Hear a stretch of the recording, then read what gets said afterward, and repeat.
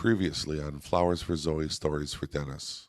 So today we're going to walk through the cost benefit analysis, and it's going to let us look at the good reasons for not using, but also the good reasons for using. And now coming up on the show, I was really trying to get him into rehab. Like I offered him money to go.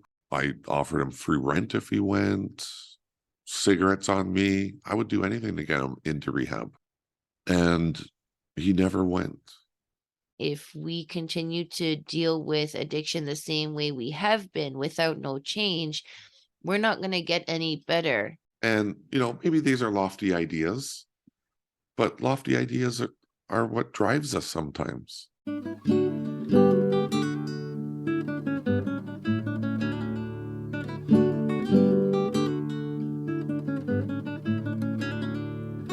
On today's podcast, we ask the question, why not rehab?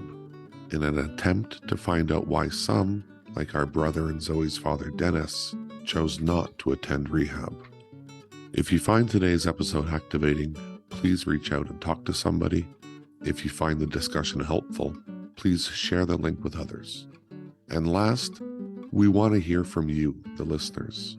Whether you have a story to tell or a comment to make, or some good old-fashioned feedback, drop us an email at flowersforzoe.storiesfordennis@gmail.com.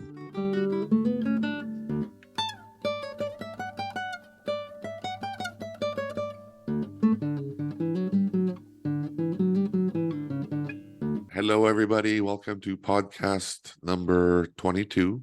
I had a nice conversation with Zoe yesterday. We both kind of stopped the conversation. We saved it for the podcast, and here we are. I guess a good way to just start this off is I've been trying to get, and I don't want to say that. See, I have a hard time saying that. I don't want to say I've been trying to get Zoe into rehab because I haven't been. But when I look back to Dennis, I was really trying to get him into rehab. Like I offered him money to go. I offered him free rent if he went, cigarettes on me. I would do anything to get him into rehab. And he never went. And the question that I'm dying to ask is, why not? Why not go to rehab? There's lots of reasons why people don't go. And then I thought of you, and I rarely bring it up, right? No, it's true. You don't. It really doesn't come up at all, really. And it doesn't come up because I know you know already. You know what's out there. Yeah. You've tried many in the past, and you've got some good stuff out of it. Yeah. And you keep it. And a lot of the stuff, it just isn't for you. It's boring. Yeah. So why not rehab, though? Oh, yeah. Let's just get right into it, eh? I don't know. I can't speak for everybody, but for me, I mean, I got some really useful information, some really good things out of it, and I took the things that I liked, I kept them with me. But personally, for me, this kind of comes back to the stages of recovery for me again, because it was good at certain times that I needed it. And then once I kind of came out of that zone of needing something to help me stand up, it became repetitive, and I was almost annoyed with how nothing was different. The stories that people came in with were different. That's the only difference in all of the places that I ever went for rehab, NA, AA, all of the people's stories were different. And people's stories, they intrigue me because everybody has a story. Everybody has reasons about why they're there, why it took them so long to get there, why it didn't take much for them to get there. Everybody has different reasons behind it, different stories behind it. But the rest of the stuff, I mean, basically you could literally record it and press play. And that's how every meeting I've ever went to has been. I've never seen you come back with a wow experience. I'm like, oh, that is kind of disappointing. No wow experience yet. And that's just personal preference. Like, you know, I've met a few people that I was in rehab with, or like a program with, and they're like, oh my God, if it wasn't for this program, like the only thing keeping me from using right now is that I come back to these meetings, and like this is what, you know, keeps me grounded. And I'm like, that's great, because it works for so many people. Being repetitive and having it basically embedded in your brain on a daily basis of when you go to these meetings helps people. It does. Well, I was going to say, because I've spoken to people that they've had good experiences with rehab. They had that wow moment. Mhm. They had that epiphany. Yeah. Something got them and they fell in love with something. Yeah, like some people, they say about this higher power, you know, some people really get a grip on that, and that's their thing. I've met people who have followed the 12-step program like 12 times over again. You know what I'm saying? Started it from front to back again.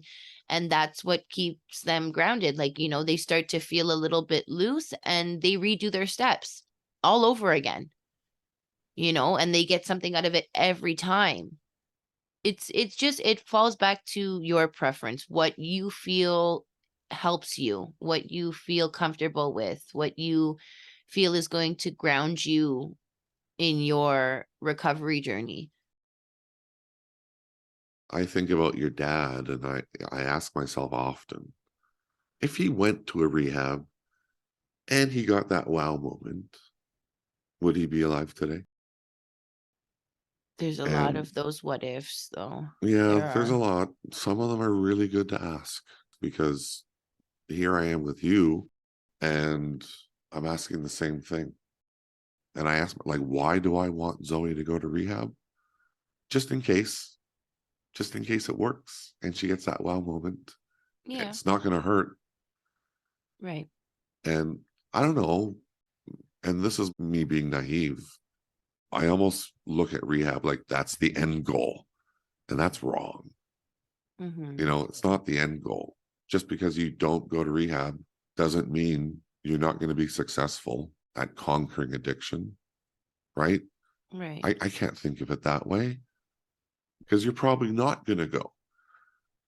Well, I'm not gonna say I'm not gonna go. I just need to, you know, my goal throughout all of this, well, one of my goals anyways, is finding alternative ways to run a rehab program. I want to figure out what I can add to a program to make people want to go, to make them eager to go, to excite them to go, you know, because, you know, that brings us back around to why not rehab? The fear of what it is, you know, the fear of repeating these steps and getting nowhere. What can I bring to the table that will add to the rehab? Not exactly change it, you know what I'm saying? Because there's a lot of good things that they have, but what can I add to it to make it more comforting to people, and more Yeah. accepting for people to wanting to go to it?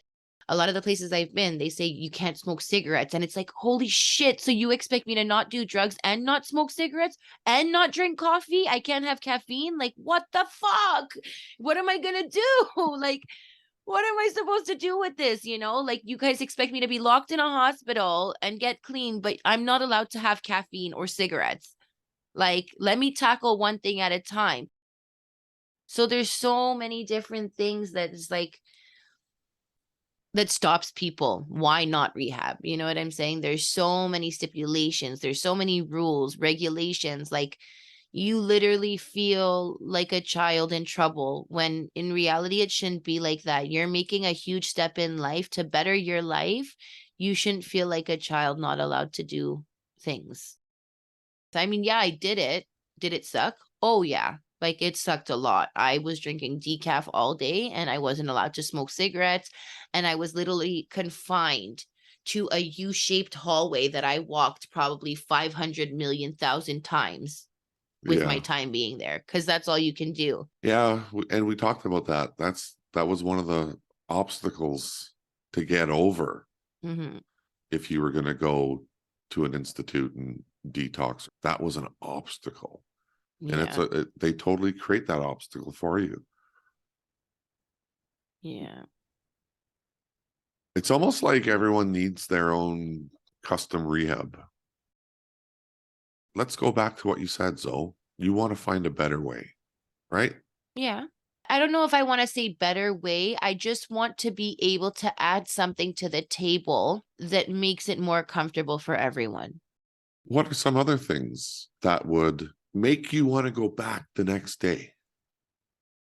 I imagine rehab involves a lot of little courses Yes. on life, on, I don't know, meditating, Yeah. on how to organize. There's mindfulness, which is one thing that I did take from rehab, and I really thought about it. Being mindful of not only others, but of yourself, of your surroundings, looking at things from outside of the box and being able to compromise and resonate with people and just understand their point of things.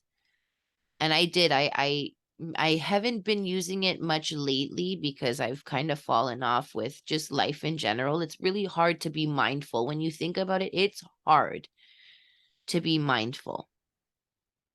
And if you can get mindfulness down pat, I think you're doing pretty fucking good, because Yeah. it's not easy to put yourself in somebody else's shoes and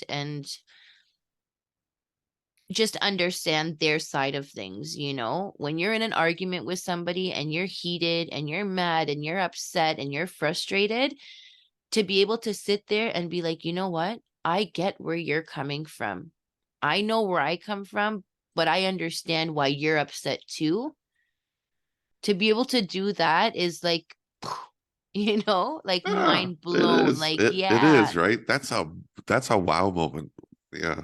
So being mindful is something that I got from rehab, and I will carry that with me, and I will practice being mindful.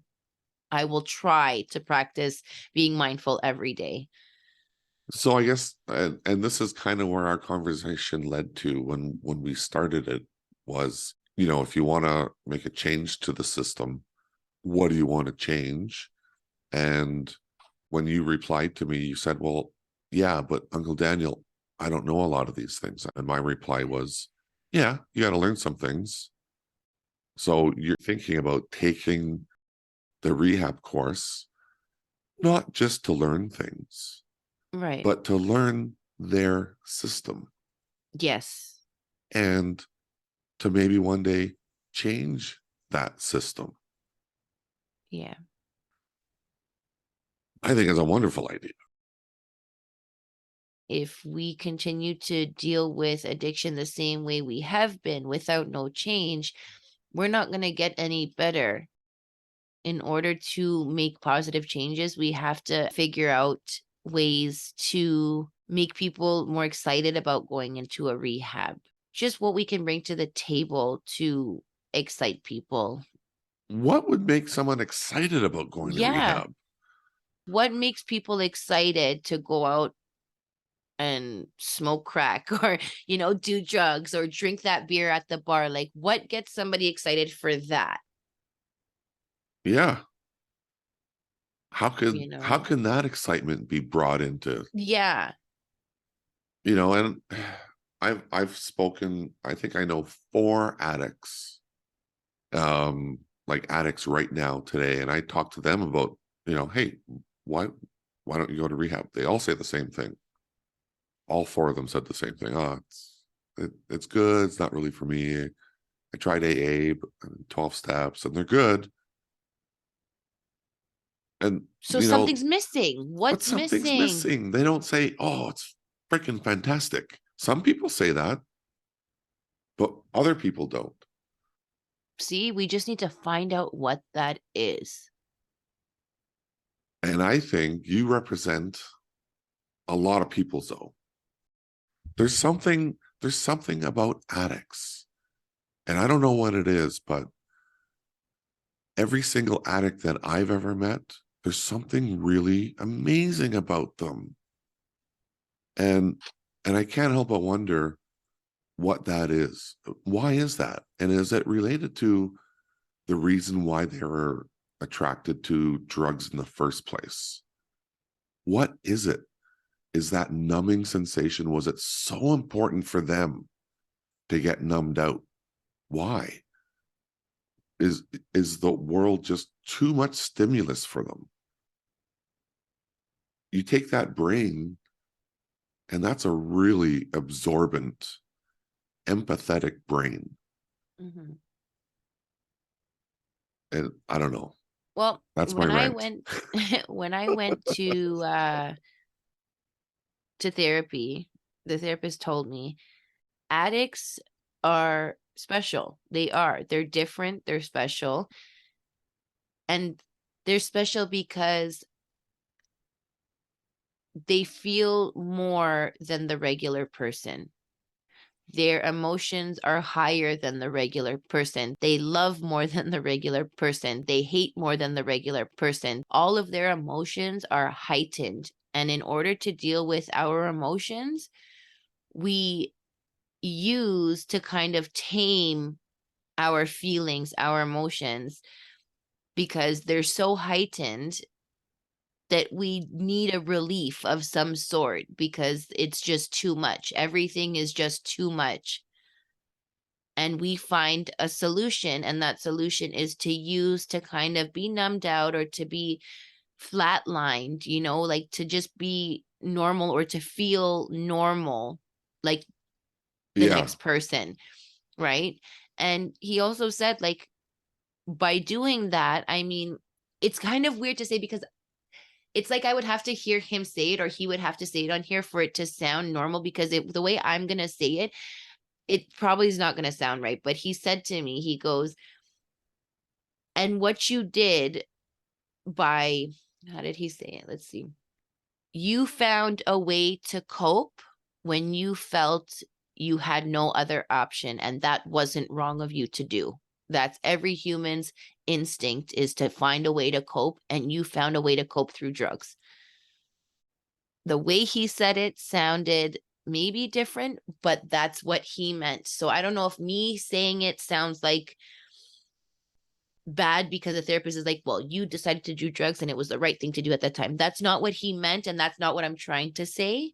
Oh, I see what you mean. It's Because there's just the opposite side. There might be someone listening saying, "Oh, right. good for Zoe. I'm going to go do drugs." Right. And that's not how I want to come off. But what he said was, it is true. Drug addicts, people with addiction, are heightened in every emotion that they feel, in every feeling that they have. It's like a million times higher than the average person. And we just found a way to cope.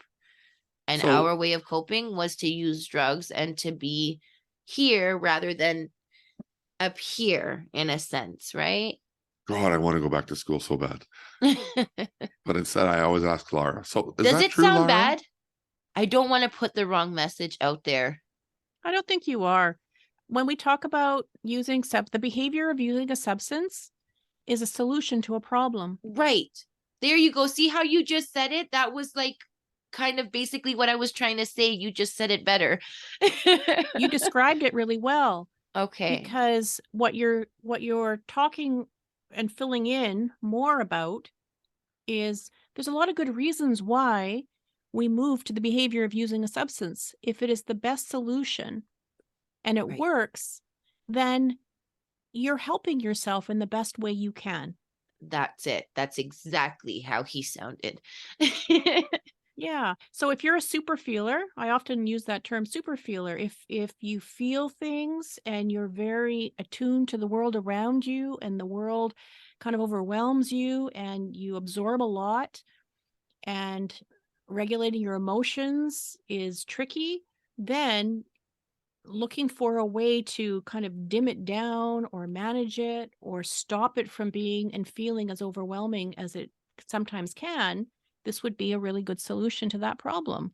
It may invite a different kind of problem, Yes. but at least in that moment, it's the best thing that's working so You're far. coping. You And are you're coping. coping. Yes. So this is the creative coping style of somebody who needs and is searching for a way to manage this experience that's not feeling very good.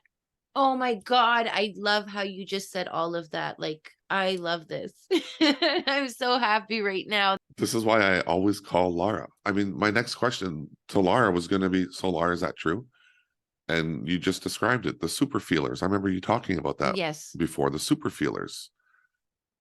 You know, it's been so nice to sit back and just listen. And I have to thank Daniel for that because he's inviting me to sit back and learn something, which is so important because, I work in mental health and substance use and we get a lot wrong.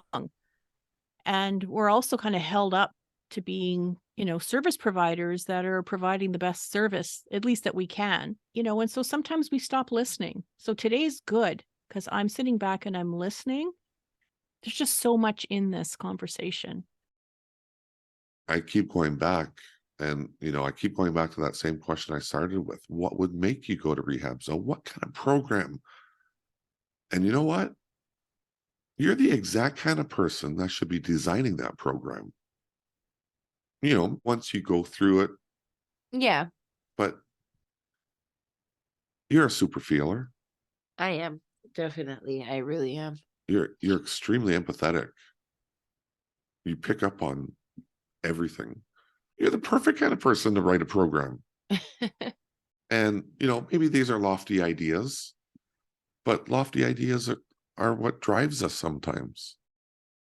This program that you sent me the book for, I got it. Smart Um, recovery. yes. So I want to do that. Not just because I want to go through the rehab program myself, but I want to do it because I eventually want to be able to run a program to see what I can bring to the table, to see if I can change certain things and invite people and get them excited and ready to come in and do these programs, right? Like I want to see what I have that can just bring light to the program, right? So I Can I do. can I tell you something that Dan told me once? I said, Dan, I'm looking for a group for men going through divorce. And he looked at me without a blink and he says, start one. I'm like, yeah, whatever. He says, no, start one. Yeah. He says, there's not that many out there. Wow. Anyone could go start a group. Yeah. Anybody. Yeah. So, with this in mind, let's talk about what's out there. There are programs out there. We know that for many people, they're going to be good. For some, they're going to be great. For some, they're not going to work. And since we're exploring, how do we get this better? We know there's an opioid crisis. That's an indicator that, hey, maybe we're not doing so great with what we're offering folks as support. Maybe more is needed. So let's just have a real quick look at what's out there currently. There's no standard definition of rehab. And this makes it challenging to measure how successful rehab and treatments are because there's a lot of different stuff out there. First and foremost, there's a lot to sort through. There's a wide variety of treatment programs. And oftentimes what it means is that people, not only do people need different things, they've got to connect to the type of program that's going to meet the needs and what they want. So just the sheer Yes. number of options can make filtering through these choices overwhelming in itself. And we've podcasted before on how difficult that can be if you're not Yeah, feeling well. that's almost one of the problems, right? Like that perfect program that Zoe envisions right now, maybe it's out there. But how the hell does she find it?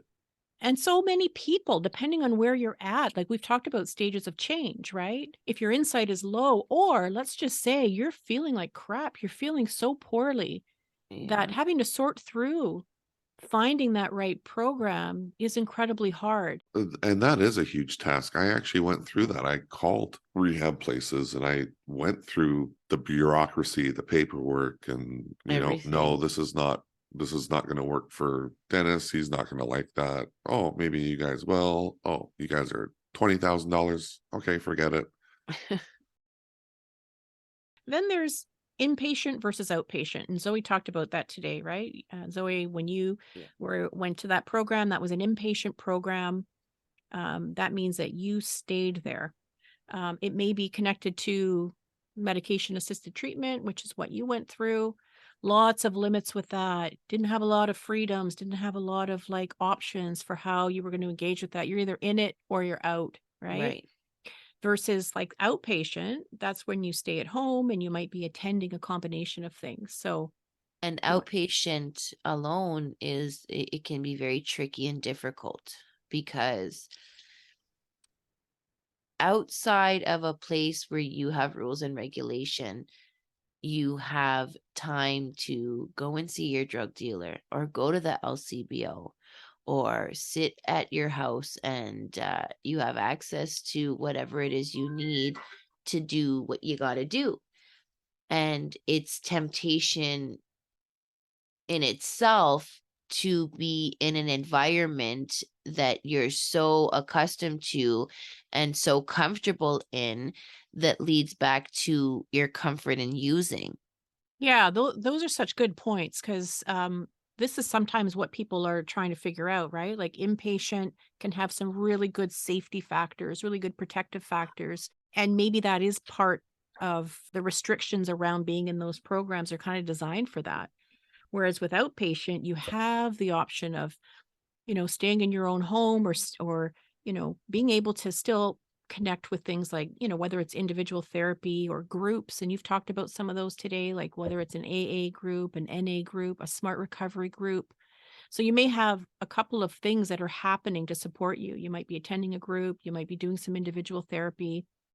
And both of these options are going to include a little bit of psychotherapy and behavior therapy, but it's all going to vary.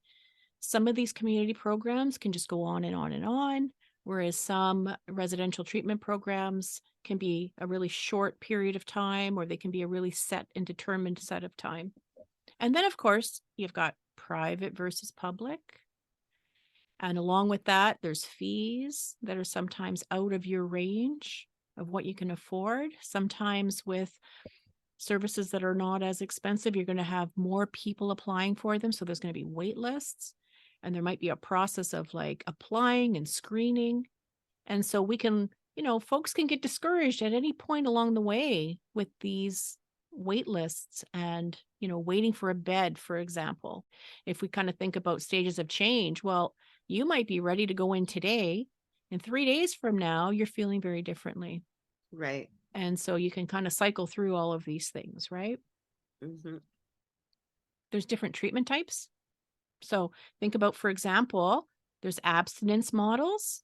And so you described some of that today, like you can be here, but you can't smoke and you can't Yeah. drink coffee and you can't, right? And so these tend to be like sobriety is the goal and abstinence is the goal.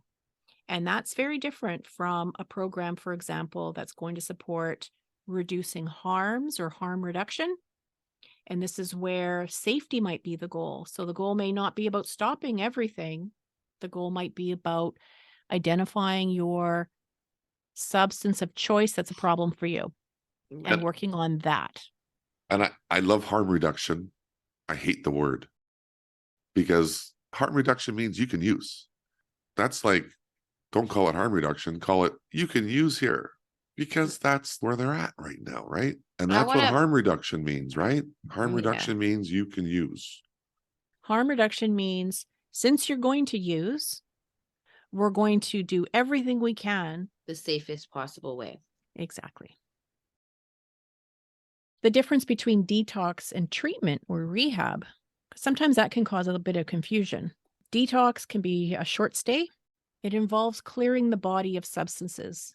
So sometimes you'll hear of people that will go for like 1 or 2 or 3 days of detox, and they just want to clear the body of substances. Whereas rehab or treatment, it might include detox, but it tends to focus more on a recovery journey. So this is where, you get some supports from a program, whether that's inpatient or outpatient. And it's really about helping and supporting a person to manage the behavior of substance use, but also the patterns that have been associated with the problematic substance use.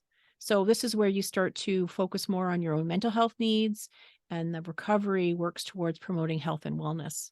Sometimes we'll talk about detox treatment and rehab as if they're one and the same, and they're not necessarily.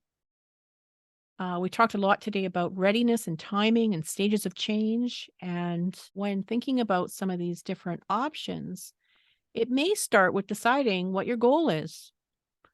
What does success look like for you?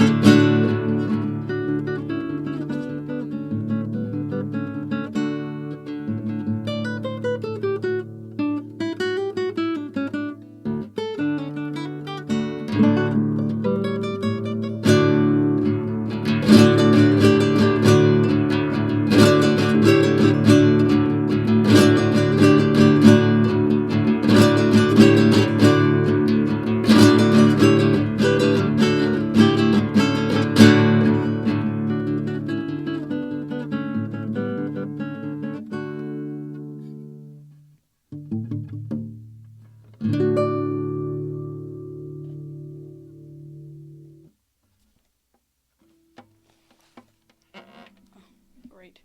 Nice.